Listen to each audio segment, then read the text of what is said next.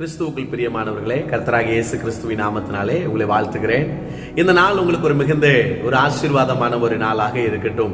பரிசுத்த வேதாகமத்தில் ஒரு வசனம் எப்படியாய் சொல்லுகிறது? யோவான் எழுதின சுவிசேஷம் 14ஆம் அதிகாரம் 6வது வசனம். ஆமென். இதுல சொல்றாரு இயேசு, நானே வழியும் சத்தியமும் ஜீவனுமாய் இருக்கிறேன், என்னை அல்லாமல் ஒருவனும் பிதாவினிடத்தில் வரான் என்று சொல்லப்பட்டிருக்கிறது.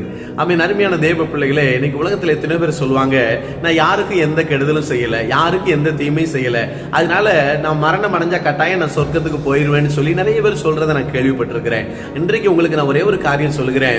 இயேசுவை அல்லாமல் பரலோகம் போகிறதுக்கு வேற வழியே கிடையாதுங்க. நீங்க எவ்வளவு நன்மை செய்கிறவர்களா இருக்கலாம், யாருக்கும் எந்த தீமை செய்யாதவர்களா இருக்கலாம். ஆமென். ஸ்தோத்திரம். எப்பொழுதும் நீங்க நல்லவர்களாகவே இருக்கலாம். என்னவா இருந்தாலும் சரி, இயேசுவை தவிர வேற வழி கிடையாதுங்க. ஆமென். ஸ்தோத்திரம். இன்னைக்கு ஒருவேளை நீங்க இயேசுவை அறியாதவங்களா இருப்பீங்கன்னா, இயேசுவை உங்க வாழ்க்கையில சொந்த இரட்சகராய் ஏற்றுக்கொள்ளுங்க. அவர்தான் உங்களுக்கு மோட்சத்துக்கு போகிற வழியை கொடுக்கிறவர். அவரை பிடித்துக் கொள்ளுங்கள். கர்த்தர் உங்களை ஆசீர்வதிப்பாராக.